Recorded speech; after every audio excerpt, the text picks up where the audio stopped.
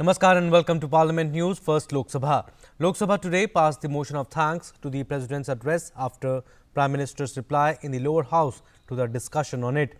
Reaching out to the agitating farmers, Prime Minister Narendra Modi said his government and Parliament have great respect for them, and this is the reason why topmost ministers of the government are constantly talking to them.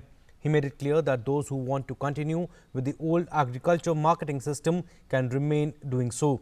The Prime Minister also appealed to the protesting farmers to come to the negotiations table to resume the talks.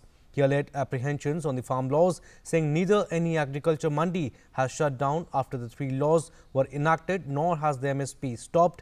Rather, the MSP has only increased, which no one can deny. The Prime Minister also said the government has offered to discuss clause by clause of three farm laws, and if there are any shortcomings, it was ready to make changes. He added that the old agriculture marketing system will continue, and those who don't want the new system can continue with the old system. He said our farmers should become self-reliant. He should get freedom to sell his produce. There is a need to work in that direction. Later, he added that agriculture has been a part of India's culture, and the festivals have all been associated with planting and reaping of crops. Prime Minister Modi said investment that farming needs is not happening, and there is a need to bring investment and modernize agriculture to empower this sector. In his reply, Prime Minister Narendra Modi also slammed the opposition Congress as divided and confused party for its different stance in Lok Sabha and Rajya Sabha on the debate. Prime Minister said the condition of the Congress party, a very old party which ruled the country for about 6 decades, has now become such that its Rajya Sabha unit moves in one direction while the Lok Sabha unit moves in another direction. Amidst protests by the opposition members, the Prime Minister said those who are disrupting the House are doing so as per a well-planned strategy, as they are unable to digest that people can see the truth.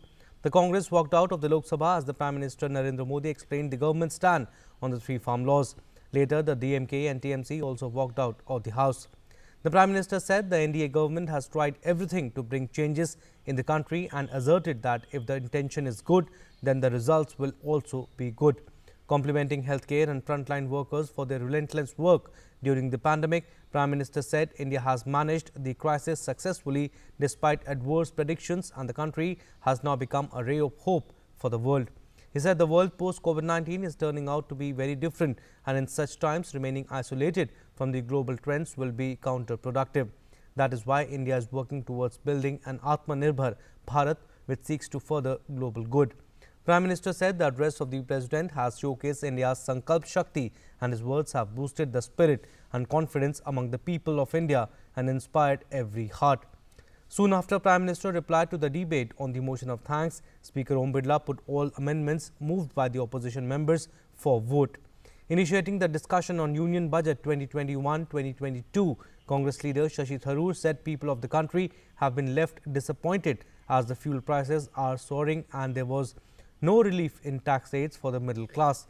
Participating in the debate, BJP member Meenakshi Lekhi congratulated Finance Minister Nirmala Sitharaman for presenting an excellent budget at a time of unprecedented global pandemic and lauded Prime Minister Modi for the vision of a double-digit economy. The BJP leader said capitalism is needed for the economic development of the country, like getting new technology such as 5G internet. Participating in the debate, DMK member Dayanidhi Maran said hundreds of people lost their jobs during the coronavirus-induced lockdown and 30% of the MSMEs were closed down. He said the government should have reduced excise duty in fuel, adding there has been a very marginal increase in defence budget. Trinamool Congress leader Sugata Roy also participated in the debate. He said everybody was expecting that they would get tax cuts in the budget, but that did not happen. While Shiv Sena member Arvind Ganpat Sawant questioned the government's handling of the ongoing farmers' agitation. M. Srinivasulu Reddy of YSRCP in his speech complimented the Modi government for successfully handling the COVID-19 pandemic and efficiently launching the vaccination program. Dinesh Chandra Yadav of JDU in his speech lauded the Modi government for economic and social aid extended to the poor during the coronavirus-induced lockdown. He mentioned various central government schemes that has benefited states like Bihar and favoured cleaning of the Ganga. Yadav demanded establishment of a textile park and a natural gas plant in Bihar. He said the Jal Jeevan program will help the people of the country. Meanwhile, BJP member PP Chaudhary has moved a privilege notice against Trinamool Congress member Mahua Moitra for referring to a former Chief Justice of India in her speech during the debate on the motion of thanks to the debate President's address. Citing Article 121 of the Constitution, Chaudhary said it does not make any difference whether a judge is a sitting judge or a retired judge, but the House can't make any reference to them. N.K. Premchandran, who was on chair, said the matter is under consideration of Speaker Om Birla. Now news from Rajya Sabha. Rajya Sabha today passed the Major Ports Authority Bill 2020 after discussion. The bill seeks to provide autonomy to India's 12 major ports and improve their efficiency and competitiveness. It also provides for the creation of a board of Major Port Authority for each major port. It seeks to replace the Major Port Act 1963. Moving the bill for consideration, Mansukh Mandavia said this bill has been brought to make important changes in the ease of doing business in the port sector and to encourage healthy competition between major ports and private ports. Initiating discussion on the bill, Shakti Singh Gohil of Congress said bill has weaknesses and is an attempt to privatize ports. Gohil said there should be clarity on port related and non-port related use and should be referred to the Standing Committee of the Parliament. Suresh Prabhu of the BJP welcomed the bill as a move to boost infrastructure development. He said there is a need to link multimode transport to port management. Opposing the bill, Sukhendu Shekhar Ray of TMC said the bill was a move to put ports in private hands. Manoj Kumar Jha of the RJD said that the bill reduces participation of states and does not include representatives of labour unions. K. Ravindra Kumar of TDP said the problem lies with implementation of the bill. He says it was high time that infrastructure at Visakhapatnam port was developed. M. Thambidurai of AIADMK expressed objection to the reduction in number of board members in the bill. Refuting the allegations by the opposition that ports are being privatized, Minister for Shipping Mansukh Mandavia said centre and states will continue to own the ports. Replying to a discussion on the bill, the minister said that the bill was not aimed at putting the ports in private hands, but to provide greater autonomy to the ports. Allaying apprehensions of members, he said the Modi government believes in the federal structure and state government representatives will not be removed. After the minister's reply, the minister moved the bill for passage. The bill was passed by division of votes with 84 members in favour of the bill, while 44 members against the bill. Later, the House took up discussion on the union budget. Initiating the debate, Kapil Sibal of Congress questioned whether the country was moving towards self-reliance as the finance minister had claimed. He said that there was no mention of the burning issue of unemployment in the budget speech of the finance minister. Sushil Kumar Modi of the BJP said the Prime Minister ensured that a timely lockdown was enforced in the country to prevent loss of lives due to COVID-19. He said that the economists have hailed the budget as a reformist budget and the stock exchange has welcomed it. He said that there is a 30% increase in the spending on health in the budget. He said it was a budget dedicated to welfare of the poor and boost reforms. S.R. Balasubramaniam of the AIADMK asked the government to reconsider the agri-cess on fuel. Amar Patnaik of the BJP said that the budget is a bold initiative to bring fiscal deficit target. He lauded food subsidy being brought within the ambit of budget document. K.R. Suresh Reddy of the TRS said that the budget presentation was good, but it needs to be seen how it will be implemented. He said that Atmanirbhar Bharat would remain on paper if legislative decisions are not translated into executive action.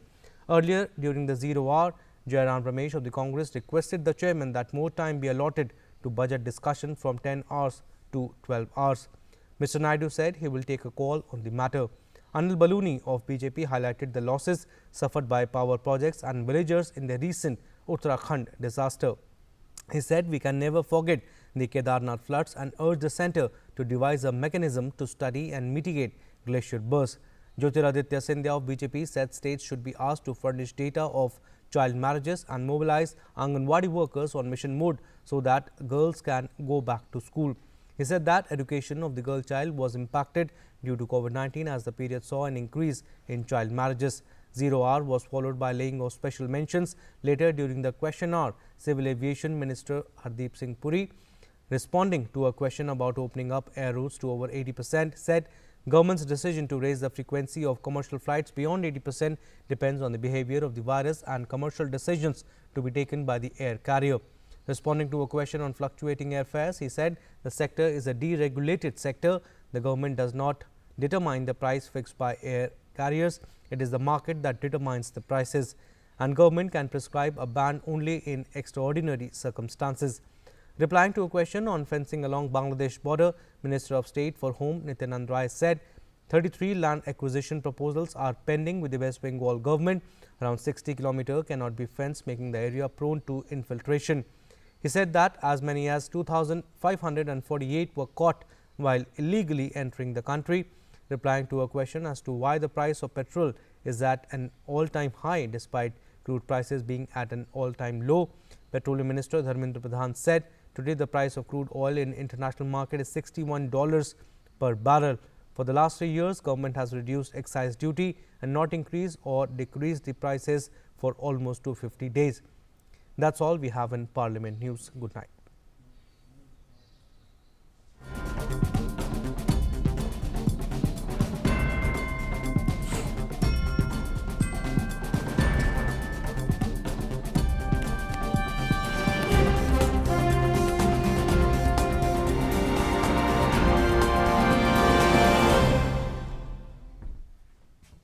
The change